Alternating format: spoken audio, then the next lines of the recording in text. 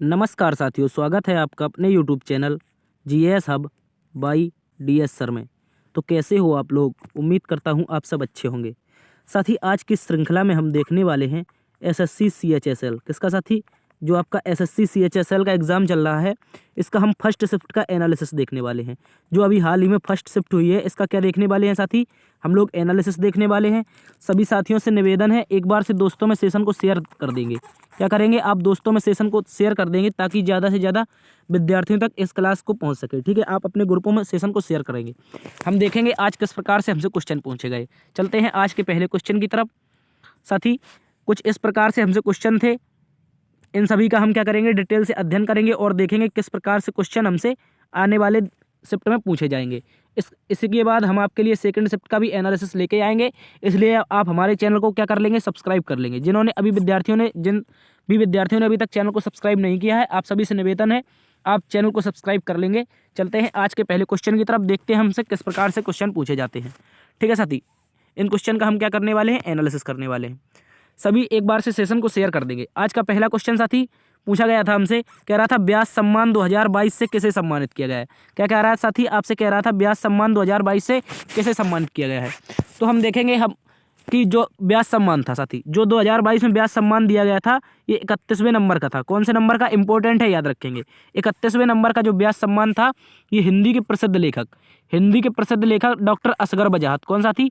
आप सभी को पता होगा डॉक्टर असगर बजाहत के बारे में। ये हिंदी के प्रसिद्ध लेखक हैं और इनको 25 अगस्त 2022, कब साथी? तो 25 अगस्त 2022 को उनके नाटक, ये भी पूछ लेता है कभी कभी कि किस नाटक के लिए मिला, तो उनका नाटक था महाबली साथी। कौन सा नाटक था? तो याद रखेंगे, महाबली नाटक के लिए डॉक्टर असगर बजाहत को 31वें व्यास सम्मान से सम्मानित किया गया है। ठीक है साथी, लेकिन यदि पूछ ले सर इसकी शुरुआत कब होती है, व्यास सम्मान की बात करें तो इसकी शुरुआत कब होती है और इसे देता कौन है, तो याद रखेंगे व्यास सम्मान की शुरुआत साथी 1991 यानी 1991 में इसकी शुरुआत होती है। कब साथी? 1991 में इसकी शुरुआत होती है।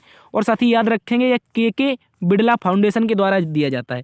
किसके द्वारा? जो के बिड़ला फाउंडेशन है, इसके द्वारा इसको दिया जाता है। इंपॉर्टेंट है, याद रखेंगे साथी। इसमें क्या हो जाएगा आपकी? इसकी शुरुआत होगी 1991 में और इसके पुरस्कार के रूप में याद रखेंगे कितने रुपए? तो 4 लाख रुपए। इंपॉर्टेंट है, याद रखेंगे। पुरस्कार के रूप में 4 लाख रुपए प्रदान किए जाते हैं। और याद रखेंगे जो पिछले 10 वर्ष में जो पिछले 10 साल की आपकी उत्कृष्ट कृतियाँ होती हैं, यानी कि जो पिछले 10 साल की उत्कृष्ट रचनाएं होती हैं, उनके लिए एक कृति को दिया जाता है। इंपॉर्टेंट है, याद रखेंगे। तो डॉक्टर असगर बजाहत की आपकी जो महाबली नाटक था, इसके लिए इनको दिया गया है 31वां व्यास सम्मान। ठीक है, इसको याद रखेंगे। लेकिन सर बात करें हम सरस्वती सम्मान की, क्योंकि जो सरस्वती सम्मान है साथी, ये भी आपका के बिड़ला फाउंडेशन के द्वारा ही दिया जाता है। कौन सा फाउंडेशन? तो के बिड़ला फाउंडेशन के द्वारा एक और सम्मान दिया जाता है, जिसे हम कहते हैं सरस्वती सम्मान। और सरस्वती सम्मान की बात करें तो साथी 2021 में ये 31वें क्रम का दिया गया था। कौन से क्रम का? 2021 में 31वें क्रम का दिया गया था। और साथ ही इस सम्मान को प्रोफेसर रामदरथ मिश्र को दिया गया था। किसको? तो इंपॉर्टेंट है, याद रखेंगे। जो प्रोफेसर रामदरथ मिश्र हैं, इनको ये आपका 31वां सरस्वती सम्मान दिया गया था। क्योंकि आज साथी आपसे व्यास सम्मान पूछा है, तो आगे वाली शिफ्ट में आपसे सरस्वती सम्मान भी पूछ सकता है। इंपॉर्टेंट है, याद रखेंगे। प्रोफेसर रामदरथ मिश्र हैं, जो इनको दिया गया है उनका जो कविता संग्रह है। इंपॉर्टेंट है, याद रखेंगे। इनका एक कविता संग्रह है, मैं तो यहाँ हूँ। क्या है? इसको याद रखेंगे। मैं तो यहाँ हूँ के लिए इनको क्या मिला है? तो सरस्वती सम्मान 2021 से सम्मानित किया गया है। और यह 31वें क्रम का। इंपॉर्टेंट है, याद रखेंगे। तो रामदरथ मिश्र 31वां सरस्वती सम्मान, इसमें क्या है? मैं तो यहाँ हूँ नामक इनका कविता संग्रह है। लेकिन बात करें 31वें व्यास सम्मान की, तो डॉक्टर जो आपके लेखक हैं डॉक्टर असगर बजाहत को दिया गया है 25 अगस्त 2022 को। जो उनके नाटक था उसका महाबली, उसके लिए इसको दिया गया है। इंपॉर्टेंट है, याद रखें। चलते हैं आज के अगले क्वेश्चन की तरफ। आज का साथी अगला क्वेश्चन हमसे पूछा गया था, मोहिनी अट्टम। क्या साथी? मोहिनी अट्टम किस राज्य का शास्त्रीय नृत्य है? मोहिनी अट्टम किस राज्य का शास्त्रीय नृत्य है? तो याद रखेंगे मोहिनी अट्टम जो नृत्य है साथी, ये केरल राज्य का एकल शास्त्रीय नृत्य है। इंपॉर्टेंट है, याद रखेंगे। कैसा? एकल, यानी कि एक ही व्यक्ति करता है। और याद रखेंगे इसको केवल महिलाएं करती, कोई एक महिला इसको करेगी। ठीक है, तो ये मोहिनी अट्टम जो शास्त्रीय नृत्य है, सभी याद रखेंगे, ये किस राज्य का हो जाएगा? केरल राज्य का हो जाएगा। इंपॉर्टेंट है, याद रखेंगे। मोहिनी अट्टम कहाँ का? केरल का। और एकल शास्त्रीय नृत्य केवल महिलाएं इसको करती हैं। इंपॉर्टेंट है, याद रखेंगे। और ये भी याद रखेंगे सर ये भगवान विष्णु को समर्पित है। किसको? भगवान विष्णु को समर्पित एक शास्त्रीय नृत्य, इंपॉर्टेंट है, याद रखेंगे। और इसके कलाकारों की बात की जाए तो कलामंडलम कल्याणी कुट्टी अम्मा साथी। कौन कौन? तो याद रखेंगे कलामंडलम कल्याणी कुट्टी अम्मा, इनको कहते हैं साथी के अम्मा के नाम से जानते हैं। कई बार क्वेश्चन इनके बारे में एग्जाम में पूछा जा चुका है। जो के अम्मा है इनका संबंध किस शास्त्रीय नृत्य से है? तो याद रखेंगे मोहिनी अट्टम जो शास्त्रीय नृत्य है इससे संबंधित हो जाएंगे आपकी कलामंडलम कल्याणी कुट्टी अम्मा अर्थात के अम्मा। ठीक है, इनको याद रखेंगे। इसके अलावा आप याद रखेंगे गोपिका वर्मा के बारे में। किसके साथी? जो आपकी गोपिका वर्मा है ये भी आपकी किससे? मोहिनी अट्टम से संबंधित हो जाएंगी। इंपॉर्टेंट है, याद रखेंगे। चलते हैं आज के अगले क्वेश्चन की तरफ। साथी आज का अगला क्वेश्चन हमसे पूछा गया था जो भारतीय संविधान की 10वीं अनुसूची है। क्या पूछा गया था साथी? भारतीय संविधान की 10वीं अनुसूची किससे संबंधित है? इंपॉर्टेंट है, याद रखेंगे। ये क्वेश्चन आपसे पूछा गया था। तो हम देखेंगे जो 10वीं अनुसूची है साथी, इसमें क्या है? इसमें दल बदल है। क्या है साथी? इसमें दल बदल है। ठीक है, यहाँ पर थोड़ा मिसप्रिंट हो गया, यहाँ पर जेड नहीं होगा, यहाँ पर केवल दल बदल होगा। क्या होगा साथी? यहाँ पर दल बदल कानून संबंधित है। किस कानून से? तो दल बदल कानून से संबंधित है आपकी कौन सी अनुसूची? 10वीं अनुसूची। इंपॉर्टेंट है, याद रखेंगे। लेकिन बात करें सर का इसमें क्या है? इसमें हाँ दल बदल विरोधी कानून है, यानी कि एंटी डिफेक्शन लॉ। इंपॉर्टेंट है, याद रखेंगे। इसको इंग्लिश में क्या कहते हैं? इसको कहते हैं इंग्लिश में एंटी डिफेक्शन लॉ। क्या कहते हैं साथी? दल बदल कानून को ही इंग्लिश में कहते हैं एंटी डिफेक्शन लॉ। यदि ये ना दल बदल ना दिया जाए तो एंटी डिफेक्शन लॉ आपको दिया जाएगा। इसको याद रखेंगे। और याद रखेंगे साल 1985 कब साथी? इंपॉर्टेंट है, याद रखेंगे। जो साल 1985 था इसमें 52वां संविधान संशोधन होता है। कौन सा संविधान संशोधन? तो 52वां संविधान संशोधन होता है। इसके तहत क्या हुआ था? इस प्रावधान को जोड़ा गया था, यानी कि जो दल बदल अनुसूची का प्रावधान है ये 52वें संविधान संशोधन 1985 के द्वारा जोड़ा जाता है। इस समय ये भी याद रखेंगे साथी, इस समय राजीव गांधी जी की सरकार थी। किसकी सरकार थी? तो राजीव गांधी की। क्योंकि जो हरियाणा आपका प्रदेश में इसमें एक विधायक होते थे, यानी कि एक सांसद थे हरियाणा में। इन्होंने एक दिन में 3 पार्टियां बदल ली थी। आया राम गया राम, तभी से कहानी प्रसिद्ध है। उनका नाम था गया राम। तो आया राम गया राम नाम से उनकी कहानी प्रसिद्ध है। याद रखेंगे वो राजीव गांधी सरकार में 52वें संविधान संशोधन के तहत क्या हुआ? दल बदल कानून प्रावधान दिया गया, जिससे आपका यदि पार्टी बदलेंगे तो आपकी क्या किया जाएगी? सदस्यता रद्द कर दी जाएगी। क्या दिया गया है? दल बदलने वाले सदस्यों को अयोग्य ठहराने से संबंधित प्रावधानों का इस अनुसूची में परिभाषित किया गया है। यानी कि जो 10वीं अनुसूची है इसमें कुल मिलाकर क्या कहा गया है? इसमें कहा गया है सर यदि आप दल बदलेंगे और एक विशेष प्रावधान जो आपकी अयोग्य ठहराने हेतु दिया गया है ये 10वीं अनुसूची में। इंपॉर्टेंट याद रखेंगे। वर्ष 1985 में 52वें संविधान संशोधन के तहत इसको जोड़ा जाता है। तो याद रखेंगे, इंपॉर्टेंट है और 10वीं अनुसूची है, ये भी याद रखेंगे। चलते हैं आज के अगले क्वेश्चन की तरफ। आज का साथी अगला क्वेश्चन हमसे पूछा गया था भारतीय संविधान के। क्या साथी? भारतीय संविधान के किस अनुच्छेद में संघ सूची का प्रावधान है? इंपॉर्टेंट है, याद रखेंगे। इसमें क्या पूछा गया था? भारतीय संविधान के किस अनुच्छेद में संघ सूची का प्रावधान है? तो याद रखेंगे साथी जो संघ सूची है ये 7वीं अनुसूची के अंतर्गत आती है। किसके अंतर्गत? जो भारत में कुल मिलाकर के आपकी 12 अनुसूचियां हैं उसमें जो 7वीं अनुसूची है उसके अंतर्गत आती है जो आपकी संघ सूची है। क्योंकि 7वीं अनुसूची में साथी आपकी संघ सूची के अलावा राज्य सूची और राज्य सूची के अलावा समवर्ती सूची, ये तीनों जो सूचियां हैं ये इसी में आती हैं। किसमें? तो 7वीं अनुसूची में। इंपॉर्टेंट है, याद रखेंगे। तो जो अनुच्छेद 246 है, कौन सा साथी? अनुच्छेद 246 है। इसमें ये तीनों सूचियों का प्रावधान दिया गया है, जिसमें संघ सूची, राज्य सूची और समवर्ती सूची। ठीक है, इनको भी याद रखेंगे और इनका विस्तृत वर्णन आपका मिलेगा 246, 247 और 248 में। ठीक है, ये भी याद रखेंगे। और 248 में ही आपकी एक क्या है? अवशिष्ट सूची है, ये भी याद रखेंगे। यदि पूछ ले सर अवशिष्ट सूची क्या कहाँ है, तो अनुच्छेद 248 में है और अवशिष्ट सूची को हमने कनाडा से लिया गया था। लेकिन पूछा गया है हमसे संघ सूची के बारे में, तो अनुच्छेद 246 याद रखेंगे आप लोग। 7वीं अनुसूची के तहत इसका प्रावधान मिलता है। और याद रखेंगे साथी जो संघ सूची है, जो आपकी संघ सूची इंपॉर्टेंट है, इसमें क्वेश्चन पूछ लेता है सर जो संघ सूची है इसमें कितने विषय हैं? तो साथी जो आपके 98 विषय हैं। पहले इसमें 97 होते थे, लेकिन उसके बाद आपके 3 विषय जोड़े जाते हैं। लेकिन बाद में 2016 में एक संवैधानिक संशोधन होता है जिसमें 2 विषय हटा दिए जाते हैं। इसके तहत कुल मिलाकर आपके वर्तमान में 98 विषय हैं। इंपॉर्टेंट है, याद रखेंगे। इसके अलावा याद रखेंगे जो केंद्र सरकार है साथी, इसमें केंद्र सरकार कानून पास करेगी या कानून बनाने की एकमात्र शक्ति है। केंद्र सरकार के बाद केंद्र सरकार के पास ही कानून बनाने की शक्ति है। कौन सी सूची में? तो संघ सूची में। इंपॉर्टेंट है, याद रखेंगे। अति महत्वपूर्ण क्वेश्चन है। इसके अलावा बात करें साथी राज्य सूची की, तो कल इसको डिस्कस किया था। जो राज्य सूची है इसमें जो कानून कौन बनाएगा? आपका राज्य सरकार बनाएगी। कौन साथी? राज्य सरकार। ठीक है, इसको याद रखेंगे। और जो समवर्ती सूची है, समवर्ती सूची में कानून कौन बनाता है? तो राज्य सरकार और केंद्र सरकार दोनों बनाती है। इंपॉर्टेंट है, याद रखेंगे। और अवशिष्ट सूची की बात करें साथी, तो अवशिष्ट सूची में भी केवल आपका कानून बना सकता है। जो आपका अवशिष्ट सूची है इसमें भी केवल केंद्र सरकार ही कानून बना सकती है। इंपॉर्टेंट है, याद रखेंगे। चलते हैं आज के अगले क्वेश्चन की तरफ। आज का साथी अगला क्वेश्चन हमसे एक पूछा गया था, जो पल्लव वंश है साथी, जो पल्लव वंश है इसकी राजधानी कहाँ पर स्थित है। इस तरह से हमसे क्वेश्चन पूछा था कि पल्लव वंश की राजधानी कहाँ पर स्थित है। तो याद रखेंगे, इंपॉर्टेंट क्वेश्चन है साथी। पल्लव वंश दक्षिण भारत का एक प्राचीन वंश है, ये सभी को पता होगा। जो पल्लव वंश है इसने कहाँ पर राज किया, तो दक्षिण भारत में राज किया था। इसकी राजधानी की बात करें सर, हम राजधानी की बात करें तो कांचीपुरम इसकी राजधानी हो जाएगी। क्या हो जाएगी? कांचीपुरम इसकी राजधानी हो जाएगी। इंपॉर्टेंट है, याद रखेंगे। पल्लव वंश की राजधानी कहाँ पर हो जाएगी? कांचीपुरम सर। लेकिन याद सर बात करें कि पल्लव वंश की स्थापना किसने की थी। क्या जो पल्लव वंश की स्थापना है सर ये किसने की थी? तो सिंह विष्णु नामक एक व्यक्ति थी। कौन सा थी? सिंह विष्णु नामक एक व्यक्ति थे जिनके द्वारा पल्लव वंश की स्थापना की जाती है। और याद रखेंगे, संगम युग के बाद लगभग 250 वर्षों तक पल्लव वंश ने दक्षिण भारत में शासन किया। इंपॉर्टेंट है, याद रखेंगे। जो संगम युग था उसके बाद इसने पल्लव वंश ने 250 वर्षों तक दक्षिण भारत में शासन किया था। इंपॉर्टेंट है, ये भी याद रखेंगे, ठीक है। तो पल्लव वंश की राजधानी कांचीपुरम, स्थापना सिंह विष्णु, और लगभग 250 सालों तक इसने दक्षिण भारत पर राज किया। और ये भी याद रखेंगे साथी, ये एक क्षत्रिय राजवंश था। कैसा?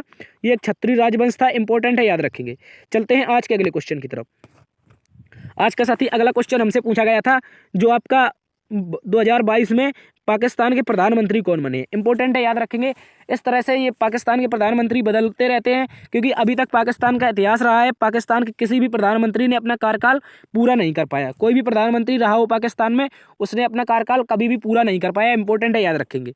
सर पूछे पाकिस्तान में 2022 में प्रधानमंत्री कौन बने हैं, तो याद रखेंगे 11 अप्रैल 2022 को पाकिस्तान के नए प्रधानमंत्री बने हैं शहबाज शरीफ। कौन सा थी? शहबाज शरीफ। इंपॉर्टेंट है, याद रखेंगे। शहबाज शरीफ, ये वर्तमान में हो सकता है बदल जाए, क्योंकि इनके देश में बहुत ज़्यादा उथल पुथल मची हुई है। जो शहबाज शरीफ हैं 2022 में ये प्रधानमंत्री बनते हैं। और शहबाज शरीफ के बारे में याद रखेंगे, जो पाकिस्तान के पूर्व प्रधानमंत्री थे नवाज शरीफ। कौन सा थी? नवाज शरीफ के भाई हैं, ये भी याद रखेंगे।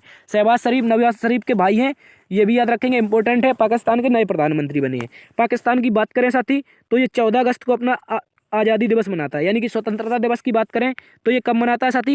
ये मनाता है 14 अगस्त को, यानी कि भारत से एक दिन पहले। लेकिन सर इसकी राजधानी की बात करें तो इस्लामाबाद इसकी राजधानी हो जाएगी। इसकी इस्लामाबाद राजधानी हो जाएगी, तथा मुद्रा इसकी क्या हो जाएगी? रुपया हो जाएगी।